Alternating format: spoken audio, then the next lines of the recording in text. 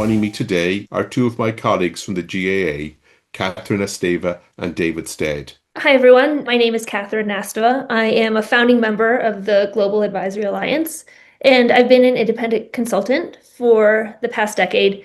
I work in corporate sustainability and ESG, and also in international development, where I work on private sector competitiveness projects, particularly those working on textiles and apparel supply chains.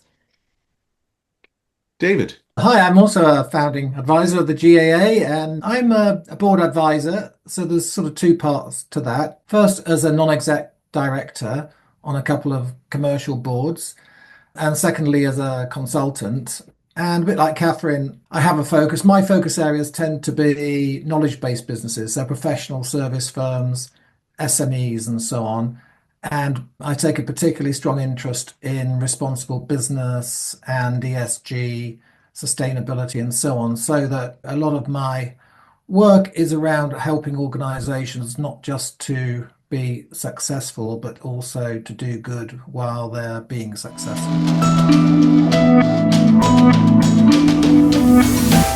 Let's start the discussion off with you, David. What approach do you feel can work to challenge existing strategies and assist in managing a change of business model for a company? It might not surprise you to hear that I'm quite keen on the non-executive model and the way that, that challenges in a constructive way a lot of the, companies out there.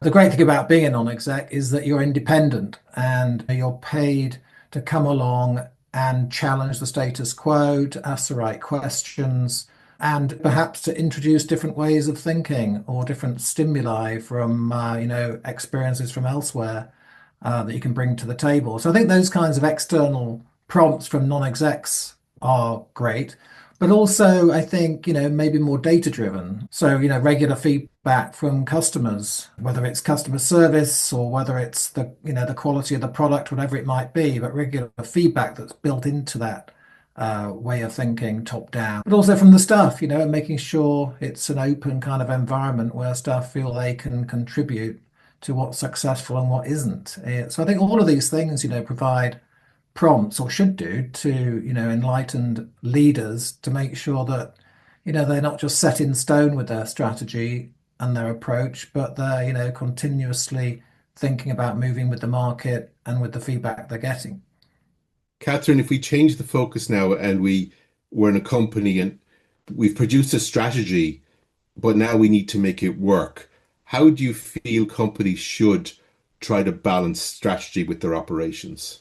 It's important to have a really clear understanding of your strategic direction, which requires effective communication from the top of the organization all the way through to the business units and the employees. So it's actually embedded in the culture and everybody is working towards the same objectives.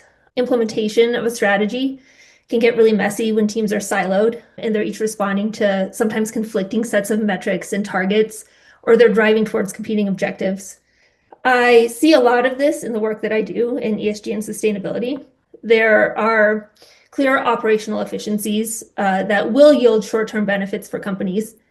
However, the selling point of creating a competitive advantage through sustainability, like making long-term investments in things like decarbonization or material innovation or developing strategic supplier relationships, these are much harder to articulate and guarantee over the long term, when the benefits, which are things like resilience and brand positioning and market leadership, these could materialize much further out into the future.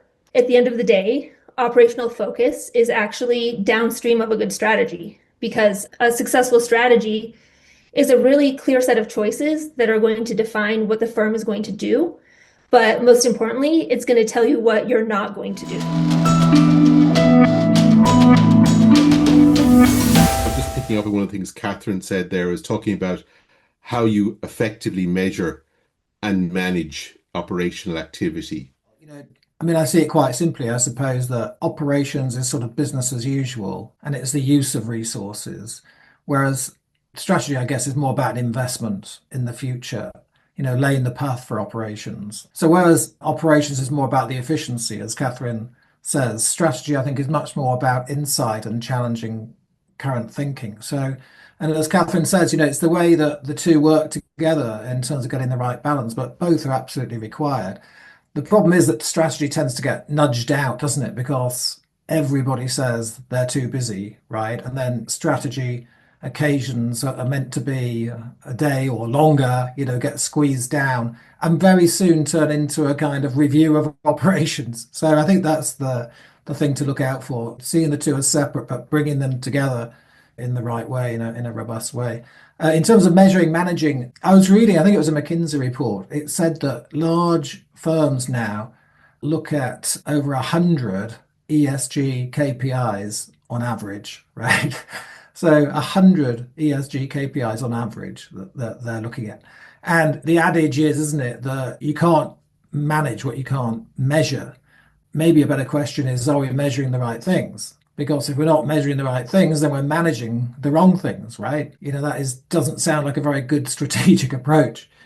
So what would I suggest? Make sure that what we're managing, what we're measuring are important, that decisions can be made around changes in those variables. Otherwise, why are you monitoring it? Are these KPIs important to the strategy and to the purpose of the organization?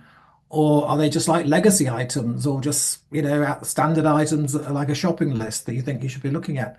So I think the challenge for businesses is to get down to a smaller number of more important, strategically aligned KPIs, measures of success, if you like, that can be validated externally with data and move it from there. I'm still a fan of the balanced scorecard. It sounds a bit kind of old-fashioned now, but a set of projects that are driving the strategy forward with a limited number of KPIs, but with clear responsibilities and resources behind them.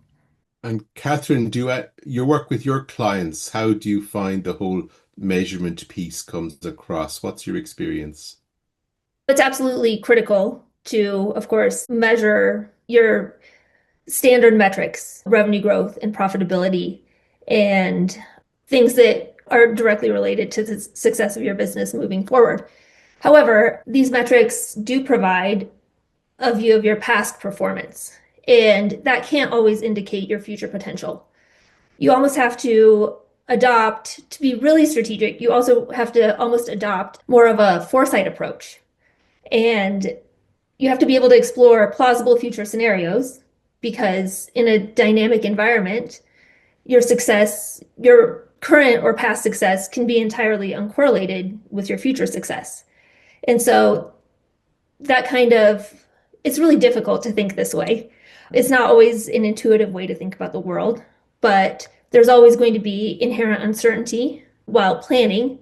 And to be able to kind of look at the edges and see where you might be missing things, I think is a valuable tool to have to develop plausible future scenarios where you might be able to, or you might have to, not be able to, you might have to shift your approach to thinking to be able to succeed in kind of a more dynamic environment.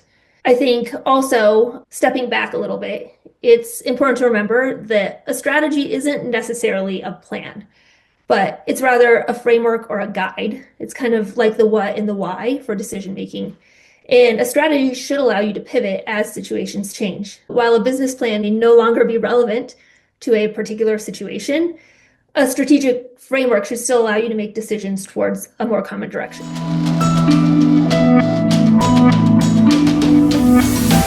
David, in companies where you're faced with, you've arrived at your strategy, but you need the resources to implement the strategy, what's a good way to approach that resource allocation?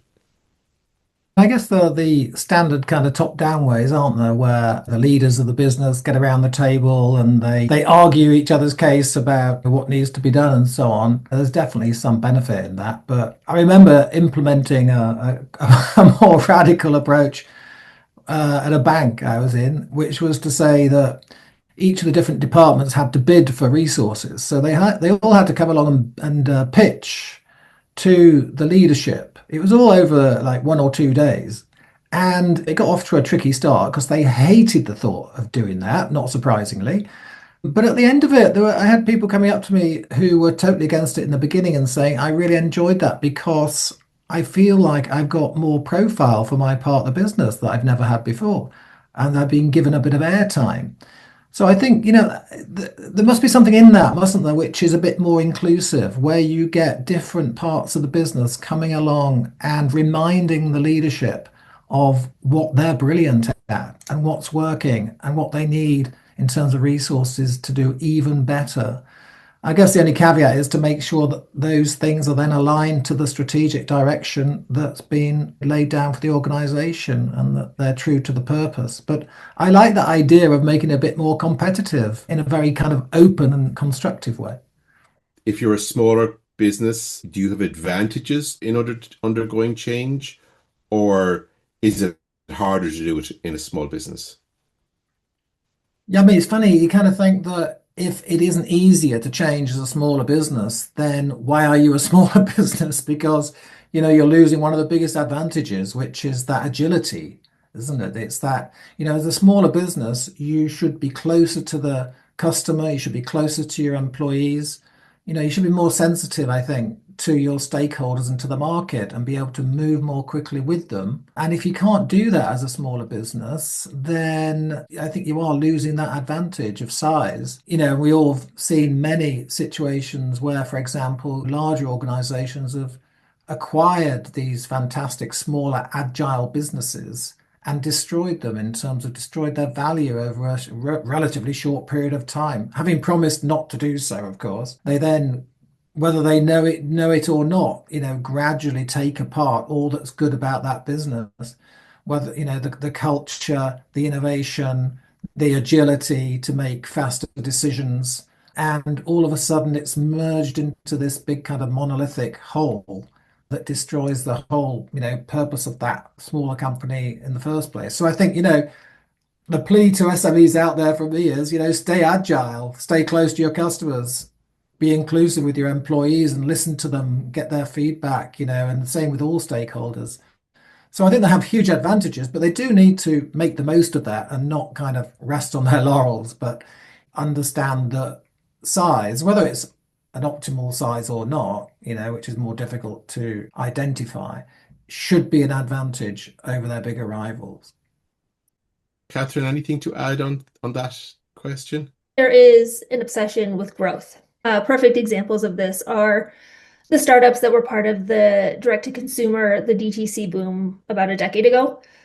Companies from every consumer product category reached these insane valuations. There was a lot of VC cash being pumped into them, and it was used for marketing and customer acquisition. They were really prioritizing this kind of top line revenue growth and gaining market share, while the underlying fundamentals were really suffering. This became really clear, I think, when interest rates a few years ago started going up and the era of cheap capital was suddenly over for these companies because DTC operations are pretty complex. Their marketing costs skyrocketed and operational and logistics costs became really unsustainable, and they ultimately just lacked a path to profitability. But what I'm really getting at here is that this exponential growth and these unicorn valuations and these acquisitions that we're used to seeing, they aren't really for every SME. You don't necessarily have to take on external capital. You don't have to make an exit. This puts a business under a lot of pressure to achieve returns on investment very quickly.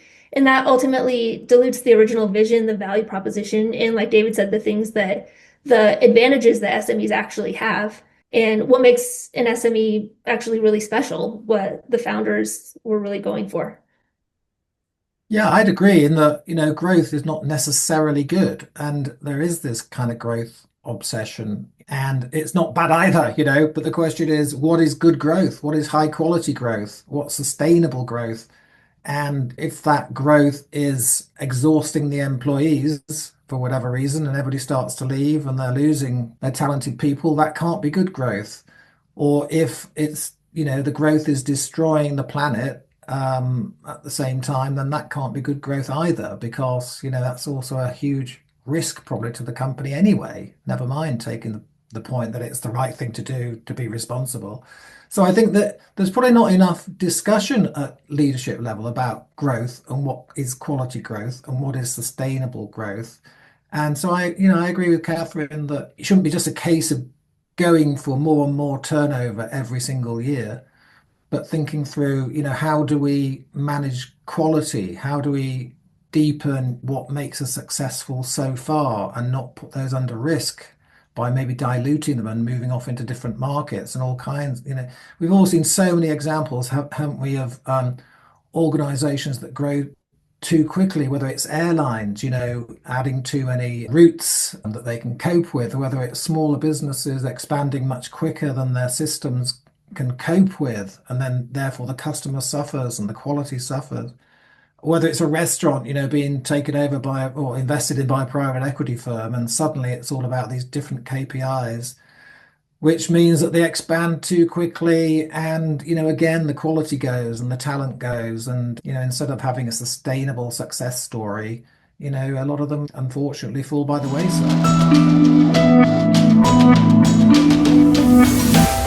Kathrine, back to you there on, you talk about an SME making strategic choices. In instances where they may have external investment, how have you seen that impacting on the direction of strategy? There are a lot more players involved, and the stakes are a little bit higher when you're taking on external investment, especially if it's from a private equity firm or a venture capital. The leaders are under a lot of pressure to be able to make those returns on investment for their investors. That can lead to devaluing the things that the original vision, the founders, and what they were going for. And as David said, I think sustainability is probably one of the first things to go. Sustainability is pretty expensive. So if you're under a lot of pressure to cut costs, to grow revenue quickly, some of those things that were once perhaps the core of your business are now more of a nice to have, and they tend to be eliminated a little bit more quickly once you're facing that kind of pressure. The last few years, because I tend to work with SMEs and owner managed businesses and that kind of thing, it's always there, isn't it? The search for funding or looking for investment for the next stage. Owners, I think, are very wary of it, probably quite rightly. But again, it's a question of, is it a kind of supportive financing where the organization really understands what that particular company is trying to do, what its strengths are, its position in the market, and helps them to achieve that over longer term?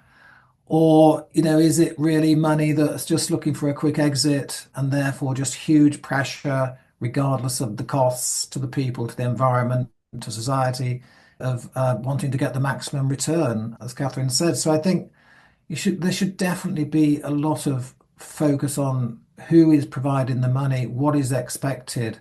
Is there at least some kind of cultural and purpose alignment? Otherwise, it could easily end in a car crash for either party, right? Yeah, I would say that, think through, because I have seen recently, encouragingly, private equity organizations that seem to be very genuine about their purpose and about their support for organizations that are having a positive impact on the environment. So, let's hope more and more of those come to the fore. Would it be fair to say, thus far, they are the exception rather than the rule? I think they have been, but I was at a conference on impact investing, and the private equity firms weren't there a few years ago, and now at least they're there, and some of them I even believed what they were saying. So, and then I've actually discovered a couple who for many years have been taking that stance, who have a very kind of they've integrated sustainability into their whole approach to their portfolio investments, into the way that they manage and help those organizations. They even have a kind of ESG specialist team who don't even do the actual investment to advise on those kind of ESG related areas. So there are definitely the kind of the enlightened financiers out there, but to your point, Keith, yeah, there's probably more of the other types, right, that we all read so much about. To David's point, there are a handful of impact investors, and there was, a few years ago, there was a big push for more patient capital to be able to achieve some of these longer term objectives and goals for businesses. But I think that has gone away a little bit, that more recently people are more focused on the growth aspect of companies.